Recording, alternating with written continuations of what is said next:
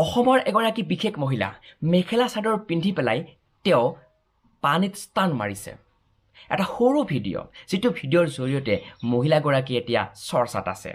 Social মিডিয়াত viral হৈ পৰিছে মহিলাগৰাকীয়ে কৰা এটা বিশেষ ভিডিঅ', যিটো ভিডিঅ'ত মহিলাগৰাকীক দেখা গৈছে পানীত ষ্টান মাৰা। ছ'চিয়েল মিডিয়াত বৰকৈ ভাইৰেল হৈ পৰিছে এইটো বিশেষ ভিডিঅ'।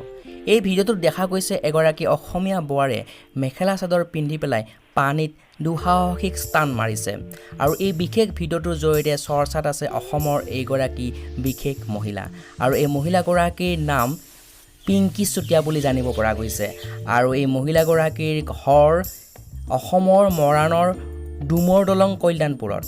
হয়, এই বিশেষ ভিডিঅ'টো আৰু এই ভিডিঅ'টোত দেখা গৈছে যে এই বোৱাৰীগৰাকীয়ে মেখেলা চাদৰ পিন্ধি পেলাই সুন্দৰ এটা ষ্টান কৰিছে। আৰু এই বিশেষ ষ্টানটোৰ জৰিয়তে ছ'চিয়েল মিডিয়াত চৰ্চিত হৈ পৰিছে এইগৰাকী বিশেষ পিংকি চুতীয়া নামৰ মহিলা।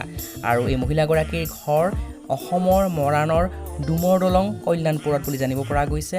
আৰু যিটো সময়ত মহিলাবিলাকক দুৰ্বল বুলি ভবা যায়, এই মহিলাগৰাকীয়ে প্ৰমাণ কৰি দিছে যে পুৰুষে যিবোৰ কাম কৰিব পাৰে মহিলাবিলাকেও সেইবোৰ কাম কৰিব পাৰে।